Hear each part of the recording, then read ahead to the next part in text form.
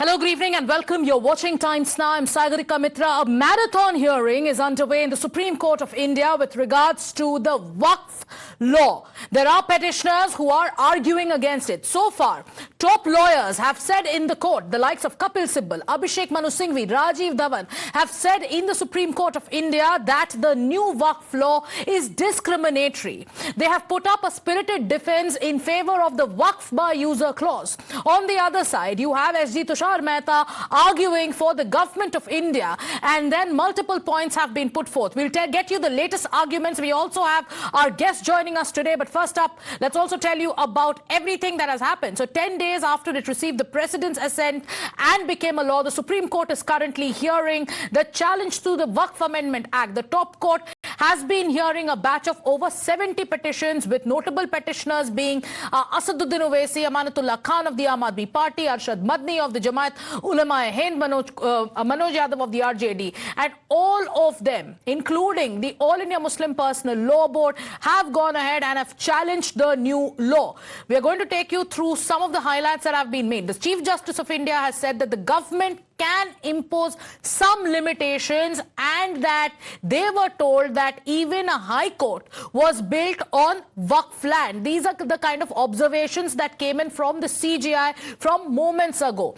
The court also observed that not all Waqf by user land has been wrongly registered, because there has been an argument put forth that the Waqf by user clause, which has been taken away, is absolutely not correct. And then there are some genuine areas of concern when it comes to the Waqf by user clause. The court has also said that arguments cannot be made on imposing a stay on the law at this stage of point. Now, the centre on its part, what did the centre say? It went on to say that this is a well thought out legislation and not a simple one, and also spoke of multiple consultations with leaders across across the spectrum in the Joint Parliamentary Committee. Solicitor General Tushar Mehta also said that the JPC panel visited major cities and also held about 38 sittings, took in 29 lakh suggestions. We have Dipankar, we have Mohit, and we have Sabyasachi joining us live.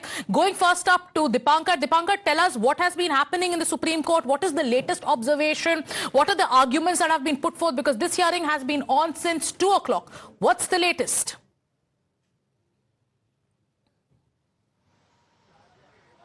Whereas the arguments have been going on in this entire case, and the Council for Petitioners, be it Mr. Kapil Sibal, be it Mr. Abhishek Manu Singhvi or Rajiv Dhawan, they have threadbare argued that the Waqf law that has been made, that has come into the place, is unconstitutional, is violative of the rights of Muslims to practice and profess their religion. These were the arguments these were broad arguments that were made by the petitioners, and these arguments were answered by the Solicitor General of India, who had argued before the Supreme Court of India that... Yes.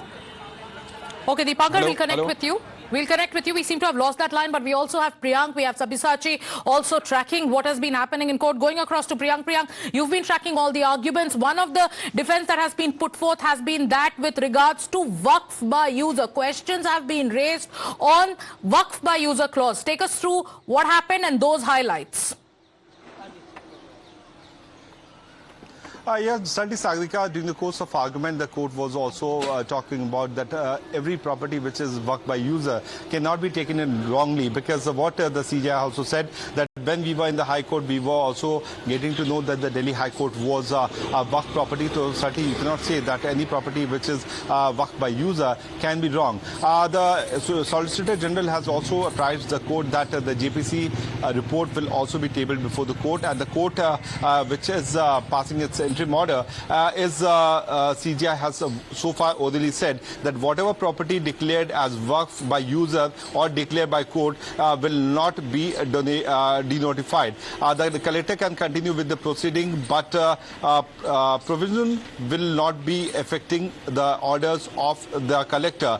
This is what the bench has been mulling over, the order which is yet to be passed.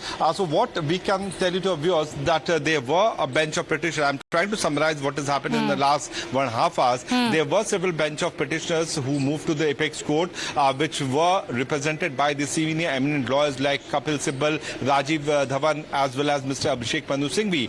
These three eminent lawyers have told it to the court that by including a non-Muslim in the Waqf board will certainly hurt the sentiment of a practicing Muslim who has been practicing at least over the last 5 years.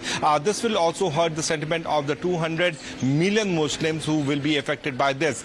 Then the argument continued that whether the Waqf by user can be taken as a wrong precedent. The court also came up with an opinion that the High Court is also built up on the property of the Waqf board, so you cannot talk like this. Then the Solicitor General also argued that there is no intervention which can be said wrongly, because in the 1995 Waqf Act, the appointee was from the central government, so you cannot say that the central government appointee can be taken wrongly. The court also asked the SG that will you be including non-Muslim in the a Muslim in the Hindu religious board or not, and that thing was repeatedly asked by the Supreme Court, and the SG did not had any answer to it. Certainly he spoke about that how deliberations have been made, 38 sittings has happened, opinion of 28 lakh people has been taken by formation of this particular amendment, which is right now an act by the parliament. What our senior colleague Harish Nair has been passing us information from the court that the order is shortly to be pronounced. These are the oral observations which could be the basis, and the court has also hinted out that the High Court is capable enough. Priyank, and let me go across to Sabyasachi for the same. We have indications, Priyank and Sabyasachi, that the court is mulling three options.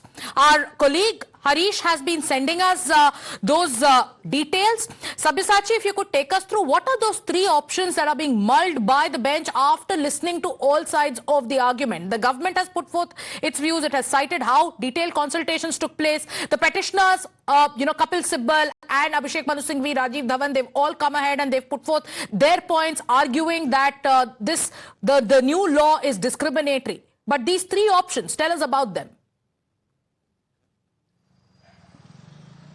Well, that's right. Three options has been given in by the CJI clearly. If I could read out the three options which has been given, whatever property declared as Waqf by user or declared by court will not be denotified. This is the number one point. And the second point is that collector can continue with proceedings, but proviso will not be given effect to. And the third point is that ex-officio members can be appointed. They can be appointed regardless of faith, but others should be Muslim. So clearly, one of the main important point which the oppositions have been raising, that how can a non-Muslim be part of the council? To that, clearly the court says that a non-Muslim can be appointed, but given the condition that rest of the members have to belong to the Muslim community. So clearly some sort of relief coming in towards the center way, but all eyes will be on the court order. We are waiting for and let's take our viewers through the latest update coming in from the courtroom.